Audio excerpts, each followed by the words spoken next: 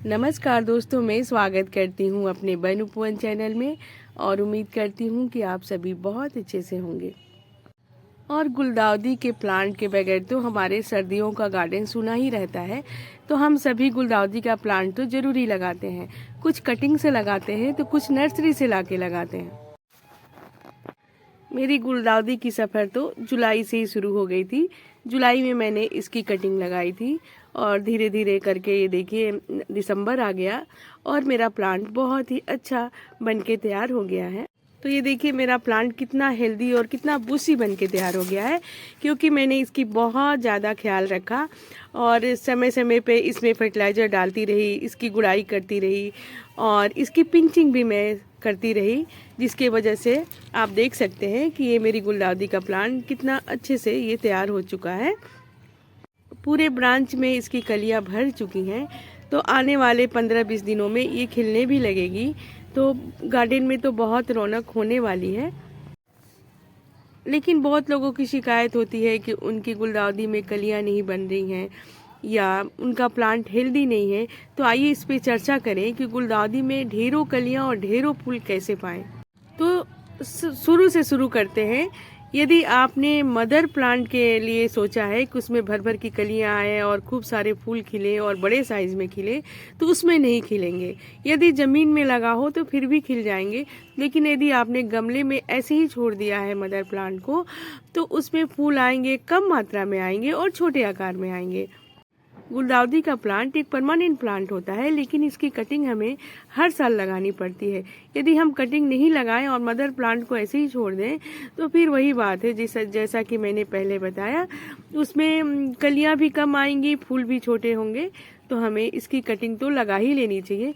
यदि आप अभी भी कटिंग नहीं लगाए हैं तो लगा सकते हैं, लेकिन हाँ, थोड़ी लेट आपकी गुलदाउदी में कलियां बनेंगी और फूल खिलेंगे, यानी जनवरी लास्ट फरवरी तक फिर भी आपके प्लांट में फूल आने लगेंगे। तो अब से भी आप कटिंग लगा सकते हैं।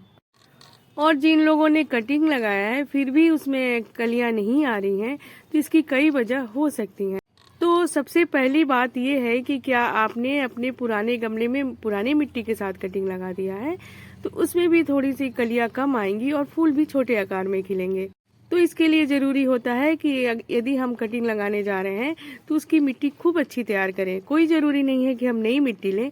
अपने पुराने गमले की मिट्टी को अच्छे से धूप में 3-4 दिन तक सुखा लीजिए, फिर अपने गमले में डालिए और उसमें खाद मिला लीजिए और तब कटिंग लगाइए।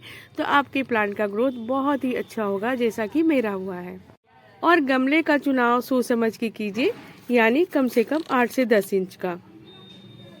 और क्या आपने पूरे दिन के धूप में उसे रखा है? यदि आप शेडी एरिया में रखेंगे तो उसमें कलियां नहीं बनेंगी। और गुलदाउदी का प्लांट तो हेवी फ्लावरिंग करने वाला प्लांट होता है, इसलिए हमें इसकी खाद या फर्टिलाइजर समय समय पे अच्छे से डालते रहना है। तो जो ये मेरा आप प्लांट देख रहे हैं, इसको मैंने हर हफ्ता कुछ ना कुछ दिया है। जैसे कि इसमें दाल चावल का पानी, प्याज के छिलकों का पानी, केले के छिलके का पानी या केले को सुखा के भी पाउडर बना के मैंने इसमें डाला है। और मिट्टी बनाते समय मैंने इसमें बहुत सारी पुराने गोबर का खाद भी डाला हुआ है, जिसकी वजह से मेरा प्लांट ये भी बहुत ही ज़्यादा हेल्दी हो चुका है। तो यदि आपने ऐसा कुछ भी नहीं किया है तो कोई बात नहीं, अभी भी आप इसके केयर करके और ढेरों और अच्छे फूल ले सकते हैं।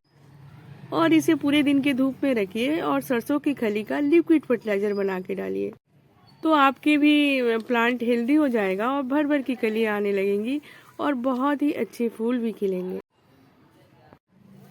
तो इस तरीके से आप अपने गुलदाउदी का केयर कर सकते हैं। इसमें छोटी छोटी चींटियों का अटैक हो जाता है, जिससे कि हमारा प्लांट खराब हो जाता है। तो इसके लिए आप कोई भी शैम्पू का पाउच ले लीजिए, यानी एक बाल्टी में 1 पाउच या 2 पाउच घोल लीजिए और सारे ही अपने प्लांट गुलदाउदी वाले प्लांट पे स्प्रे कर दीजिए, जिससे कि चींटियां नहीं लगेंगी और प्लांट भी हेल्दी हो जाएगा। तो ये 2-4 बातों का ध्यान रखिए। गुड़ाई करिए, लिक्विड फर्टिलाइजर डालिए और पूरे दिन के धूप में रखिए, तो आपके प्लांट भी हेल्दी हो जाएगा और बहुत ही भर भर के फूल आने लगेगा। ये और इसमें आप